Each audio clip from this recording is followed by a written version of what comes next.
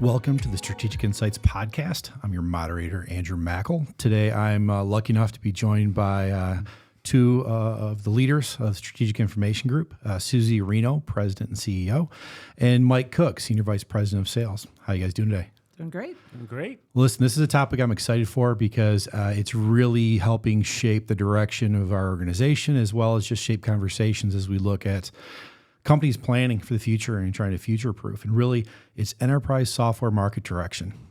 And if you haven't heard that said in that way, you've probably started talking about, hey, I've got software coming up to end of life, or what's our direction moving forward? Are we going to be a SaaS product company? And when looking at all of our outside software needs and requirements, and how does that impact us globally? And so I thought I'd break that down a little bit and talk to some of the leaders of Strategic in regards to how that's helping shape our customers, as well as how that's helping shape Strategic and what we're planning and how we're trying to make sure that we stay ahead of that curve to manage those customers that we do globally. So on that, I'm going to open it up and I'm going to ask the two of you, we're talking about the evolution of software and the evolution of enterprise solutions, ERP, QMS, all the lovely acronyms that someone will probably have to Google if they're not familiar with it when they listen to this. And really, how's that changing? Because when I started in this industry, almost 20 years ago as a user, over 10 years in this side of the fence, it was all on premise and it was very one product for everybody. You wanted to do everything from HR to getting product out the door. But how's evolution changing, Suzy? Yeah, great question. And when I started, the product was on a CD you would load into your computer, and you could run it off the CD if you wanted to. So, youngster. The software industry as a whole has changed so much and expectedly changed so much as technology evolves. What we're really seeing now is the tipping point of customers that are holding on to the legacy. They're holding on to the historical. They've made their investment. They're fine with it. It still works with Band-Aids and bubble gum. And by God, they're going to run it to the end, right? And you compare that and contrast that with companies that have a much more forward-looking or forward-thinking approach to software and enterprise solutions. They're looking to be on the best of breed. They're looking to be on the latest technology because of cybersecurity requirements, because of functional requirements, all the things, all of the traps and the risks that are out there in the marketplace. If you have your company relying on a software that might be end of life already, end of life next year, end of life a year after that, as a business leader, to think about having my company on one of those kind of solutions it's really risky and it's really concerning. So we've obviously seen the software solutions themselves shift over time, but now what we're really seeing is the customers catching up to those decisions. The customers really embracing SaaS technology, SaaS solutions, not being concerned if their mission critical software systems are in the cloud anymore. That used to be a big concern for companies. So now that trust is there, I think, in the infrastructure, in the commoditization of SaaS solutions. So now it starts to become about the feature functionality, about the capabilities, and about weaving together solutions that give that customer, that enterprise, a more holistic set of solutions to run their business. And at this point, almost all of them are SaaS solutions. You hit on a bunch there. So when we talk about, and I'm not going back to the CD comment, but as we hit on that and you talk about those legacy and that your bubblegum, duct tape, Band-Aids, whatever you want to consider it, those are times where we used to see a fairly large IT team. Historically, it's a larger team than what we see now in a SaaS solution. And I think a lot of that has to do with driving where the value is coming from. And it's also a differentiator in the fact of, you talked about the risk and who wants to own that? Do you want to own that risk, or you want that to be owned outside of the organization? And it's interesting to me as you talk about the legacy and already having the investment made.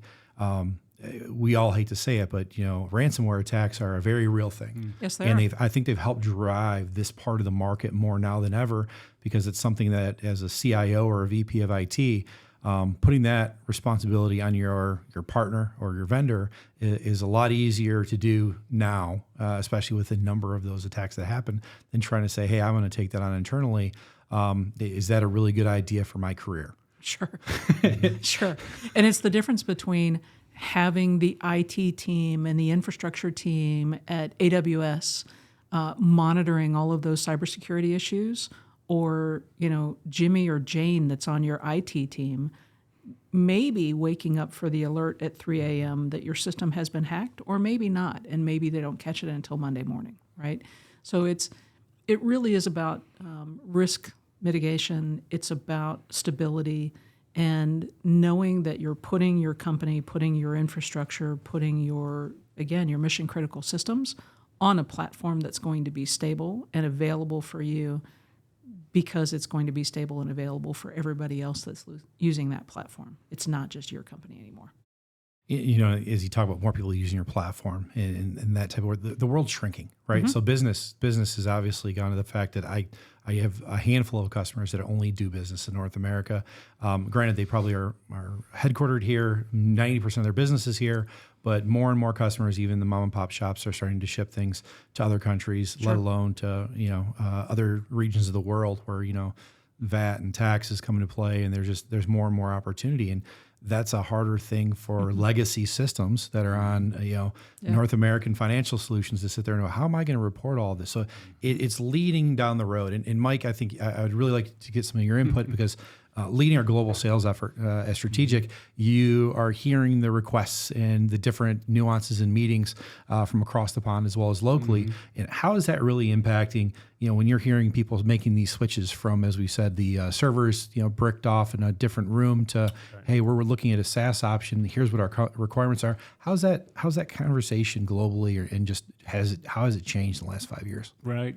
So I'll take you back 20 years ago. I remember loading CDs onto a server and shipping them to China for companies that needed to do business over there. So just the industry has changed tremendously. The cloud computing has really made it a global environment and really changed the game. So being able to support a company here in the U.S. is easy to support over in Europe or Asia or around the globe. So really just a huge shift in the ability to support people, around the globe. So it's really more of a global approach to service, and having the size organization we do have really gives that benefit to our clients, that we're not just a local mom and pop shop, able to help you here locally. And we used to sell local,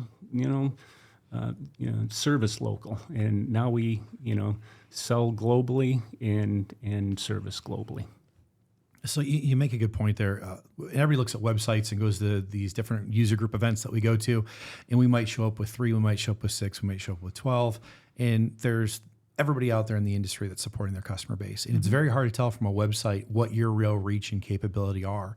And thanks to very good firms that help support customers and outsourcing these things that you might have for marketing or websites, you could have 2 men and a tablet looking like they have as many capabilities as a 200 employee roughly consulting firm. Sure. And I think that's a big differentiator. So when people start looking or having questions and see us in public, please ask, because there's a lot of things that you're going to find that a smaller company is going to have to partner with more people, are not going to have the expertise needed. It might not be sitting on the same boards or in the same meetings with the OEMs understanding the product direction.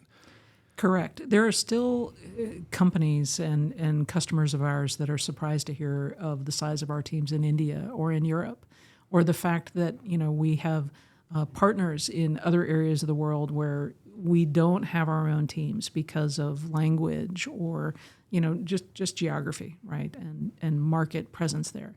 But we truly have, over the last several years, built out within our own teams and within our partner community a truly global capability to support our customers, because frankly our customers have required it. They've required us to have that 24/7 kind of support capability. COVID helped in a number of ways in the consulting community. It lowered everybody's travel and expense budget because everybody got a lot more used to these types of professional services being done remotely, which is fantastic. But when that occasion does occur, I want somebody boots on the ground. I want somebody to walk my shop floor and understand my organization and the way we do business, the way we manufacture, the way we go to market, talk to my people, gain their trust.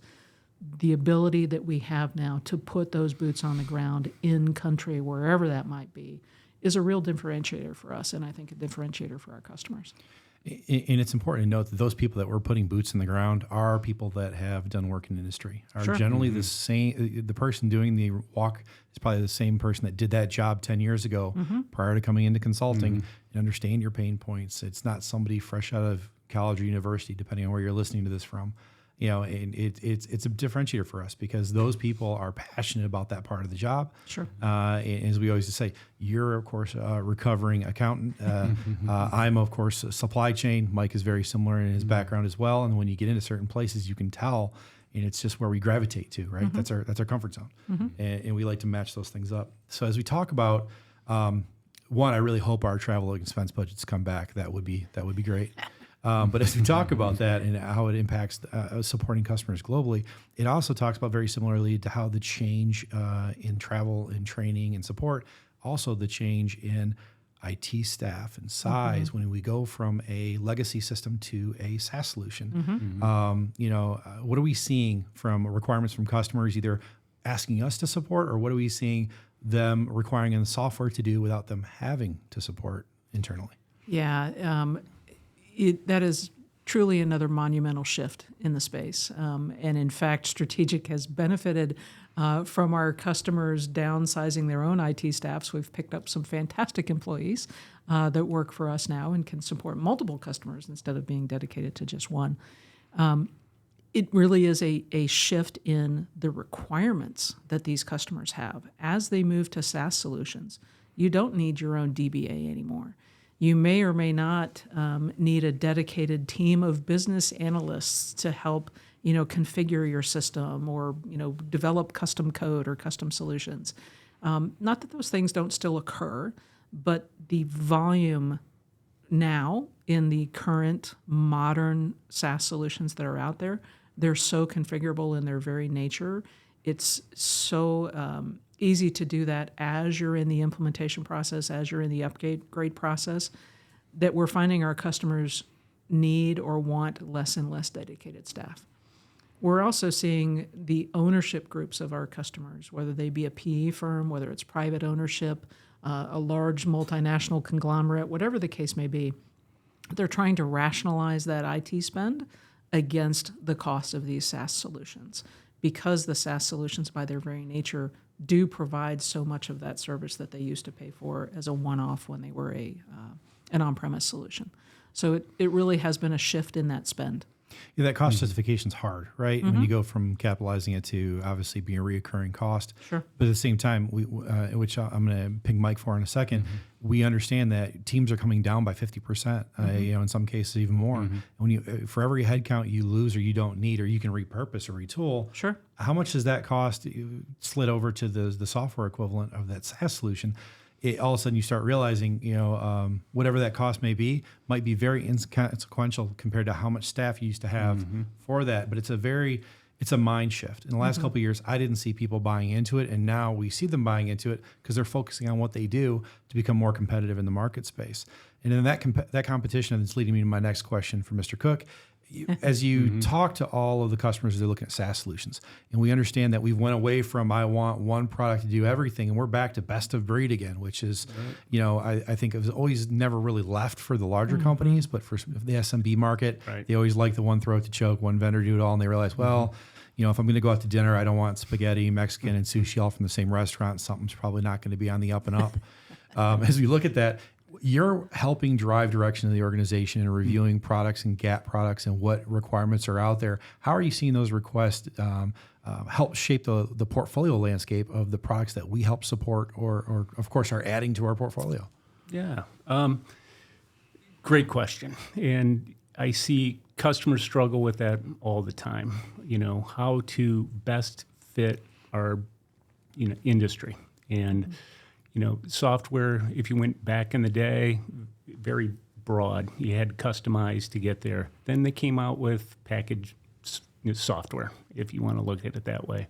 ERP, and then it became broader and broader. So, your offerings started to include CRM and QMS and all these different, acronyms that you can throw at you to cover any of the, broad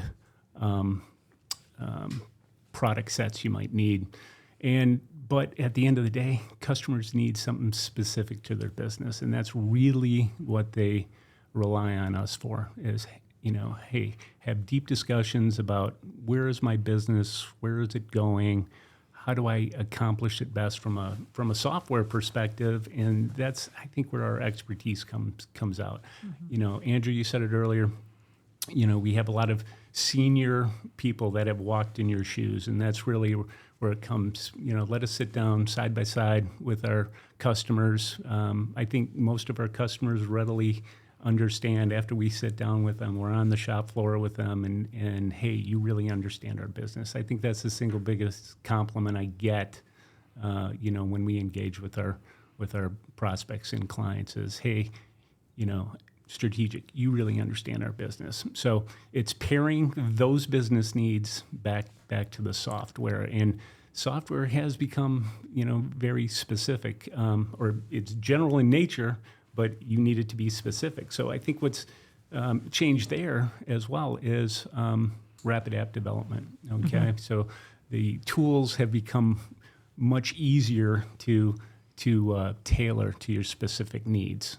But what do you need? You need somebody to help you in that process to get it specific to your business needs. So I'd say those are our key attributes. Yeah, that's a great point. We had two conversations just before this that I'm going to tie in right now because I think it really proves out a point. One, we have clients asking us to sit when they're doing reviews of other products, even things that might not be in our solution stack, because we're going to help them. Our industry verticals we specialize in, life science, food and bev, automotive, to name just a few. And so when you have a life science organization sitting there and going, hey, here are a couple other point solutions I'm going to need to add due to my niche environment, we can sit there and go, great. And they're like, hey, do you have the expertise? Yes. And we might even be involved and help them build out their architectural stack. Sure. Just because we're going to support them on the integration pieces to what we do natively support and understand. And that's part of the app development. That's part of integration. And then I think the other interesting part, which we're talking about, when someone looks at the right product stack, there's probably a handful of products that are going to fit everybody's needs. You're not going to find one ERP to fit everybody's need. Same thing with QMS. So there's probably two or three of each. But we always say it's not a question on the product, it's a question on the partner. Because a calculator doesn't work correctly if you don't put the right numbers into it. No different. Everybody's using an Apex certified solution. I mean, at the end of the day, you need to solidify the correct partner to make the solution work, to make sure that you're future-proofing your business. And to wrap this section up, because I think we've talked about a lot of really good salient points here. What are we seeing customers do, Suzy, to future-proof their business, and what are we doing to future-proof our business and support our customers at Strategic? Yeah, I think it does start with the software stack, but more so, even than that, it starts with partnering with a company like Strategic to have the conversations early, to have the conversation at the onset to say, okay, we're going through this selection of an ERP system, a QMS system, a WMS system, whatever it is. Let's talk about it now. What are our requirements now? What do we think our requirements are a year from now, 3 years from now, 5 years from now? Because I don't want you to, spend all the time, energy, and money to implement a solution now that's not going to fit for you 5 years from now. So it really does come back to that business consulting, trusted advisor, partnership kind of approach that we take with our customers, because we're in it for the long haul. Their growth and their success is ultimately our growth and our success. We want to make sure that they're not backing themselves in the corner, that they're not picking a solution today that looks great for today, but is an absolute, never going to fit their requirements 5 years from now, right? You don't want to pick for instance, a domestic-only solution today when you know that 3 years from now your plan is to expand and start to go to market in Europe. The domestic-only solution is not going to work for that, right? So why select it now? And we're not doing our job properly if we were to allow our customers to, select that today without voicing our concerns, right? And I think that ultimately then leads to the difference in the evolution in our professional services, in our consulting business. When we think about SaaS solutions that are going to update automatically every 6 months, they're going to upgrade automatically every 6 months. In a legacy on-premise kind of solution, those meant huge consulting opportunities for us to upgrade a customer. Now those consulting opportunities are going to turn into that business process consulting, re-engineering. Hey, did you know that there's this new functionality in this new release of the software? Here's how we think it could help your business, because we know your business. We've been involved with you for the last several years. We know what your goals are, for growth, and we really think this new piece of functionality could be of value to you. So it's a very natural evolution, both in the solutions and in the services that we then need to offer to make the best use of those solutions. Yeah, and the value we can bring with that model is more impactful, quicker. It's not, instead of every 2 to 4 years when their upgrade cycle is, now we're continually keeping in communication, showing that value and proving it out. Might not be something they want to adopt this year, might be next year. Right. But the key point on that is we would be doing a huge disservice if we allow somebody to pick a solution that they're going to completely outgrow in 18 months. And I know Mike's heard it because I've sat in a meeting with him before. We'll just come back around to you when we get too big. And it's like, well, you want to spend that money twice. Okay. I don't think your board wants you to do that or your ownership group, but if that's your decision, and they do come back around. But that's why, good consulting teams offer phased approaches. And we look at what your requirements are, and we work within budgets. And but it is something that people need to realize that SaaS model is actually offering you a higher touch point in understanding on regulations and requirements that come out, as well as how the solution can take care of a lot of needs that you're probably managing on paper. Yeah. Or my favorite thing in this world is your other system, Excel. So the more we can eliminate those things, the better I think the overall industry will be. Well, listen, thank you both for your time today. I think there's some valuable points here. I'm sure we'll have some follow-up. Sure. And for anybody that wants to learn more, please reach out to us at strategic.com. Awesome. Thanks. Thank you, guys. Thanks.